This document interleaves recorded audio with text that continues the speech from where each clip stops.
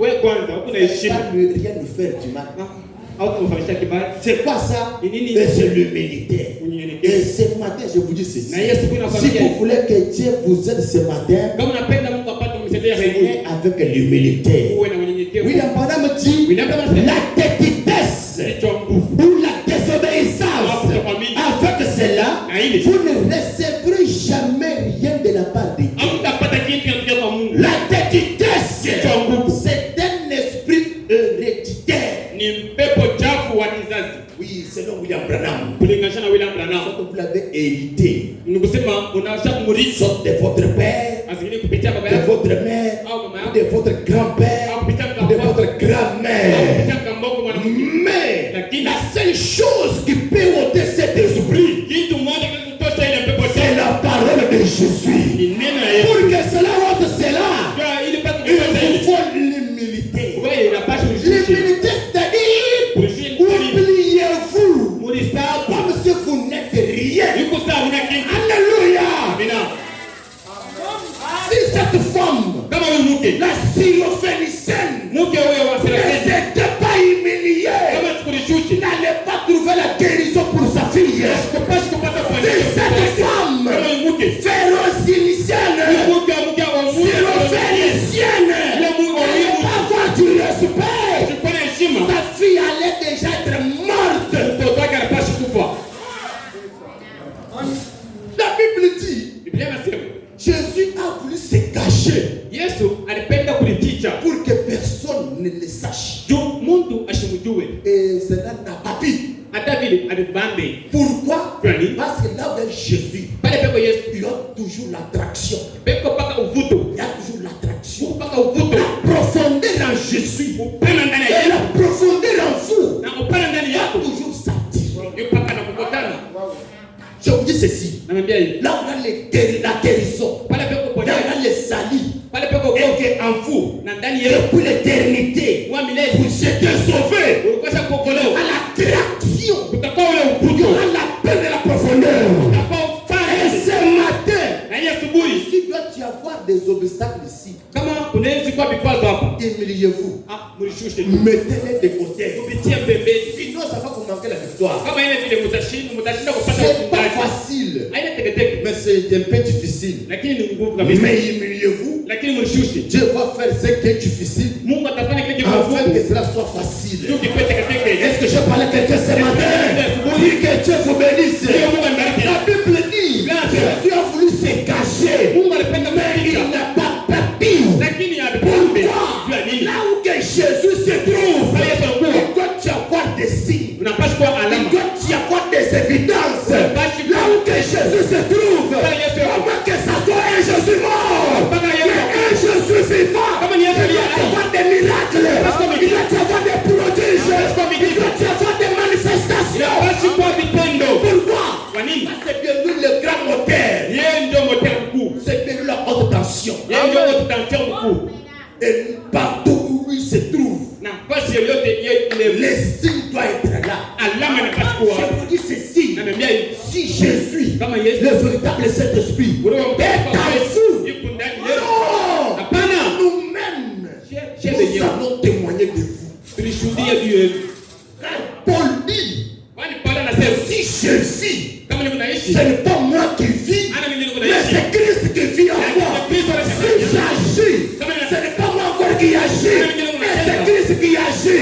Si je parle, ce n'est pas encore moi qui parle, mais c'est le Très-Haut qui parle. Il y aura toujours des signes.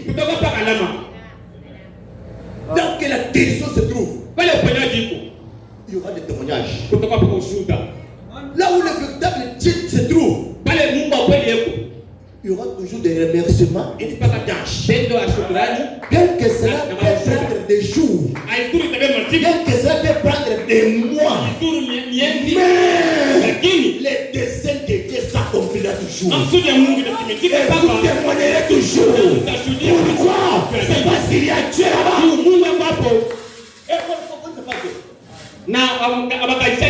On ne favorise pas Dieu. Si Dieu a fait, témoignez. S'il n'a pas fait, témoignez.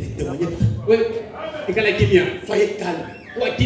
Les autres qui témoignent, c'est là que vous suscitez la foi. Les autres qui témoignent, c'est là que vous allez aussi dans la foi. Seigneur, je veux aussi témoigner comme lui aussi. Le christianisme, c'est une expérience personnelle. Oui, si notre pasteur a ses propres témoignages, ne marchez pas avec les témoignages de votre berger. Marchez avec tes propres témoignages. Et c'est le Dieu de votre pasteur avec votre vie. Marchez avec cela. Ça vous donnera vraiment du poids. Ça sera le contre-poids. Si le vent frappera comment, tu viendras toujours. Tu viendras toujours un secours. Est-ce que vous êtes là? Ce matin, si vous voulez que Dieu vous aide, ayez l'humilité. Quand vous vous humiliez, ce n'est pas que vous êtes devenu un vaurien, non. Quand vous vous humiliez, ce n'est pas parce que vous êtes un laid et mauvais, non. Je m'humilie, c'est pour honorer la parole. Et c'est tout. Même celui qui ne peut pas t'humilier, m'humiliez-vous. Si tu dis non, je m'humilie, ce n'est pas à cause de vous, c'est à cause du message. C'est pourquoi je m'humilie. Malgré que tu m'as insulté, je ne te réponds pas. Je m'humilie à cause du message. Et cela va lui attirer l'attention. L'humilité ne se trouve pas partout.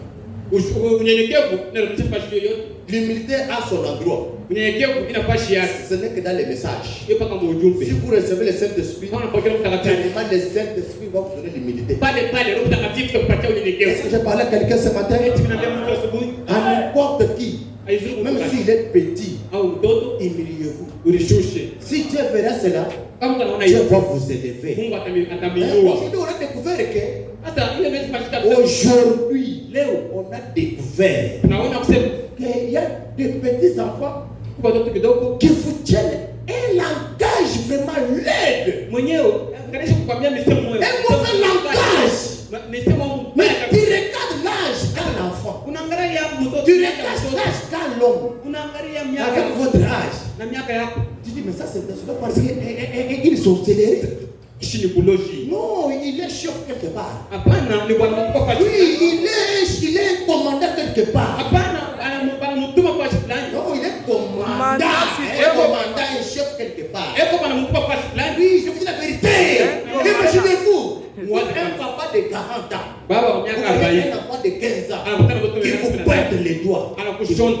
Vous venez ici pour un peu passer. Au lieu que l'enfant vous cède les passages, vous voyez l'enfant en train de venir en face de vous. Afin que vous cédez les passages. Non! Cet enfant n'est pas lui. Oui, dans les sphères, il est un chef. Alors, ne vous en faites pas. Oui, chef, ouais. Est-ce que vous êtes là? Non. Et si vous ferez cela, les gens qui seront là-bas, ça va leur attirer l'invitation. Je vous dis la vérité. C'est la vérité. Quand l'enfant vient, il va faire un petit passage. Alors maintenant, vous serez sur la place. Ça va attirer tout le monde. Et celui qui va commencer à réprimander l'enfant, c'est celui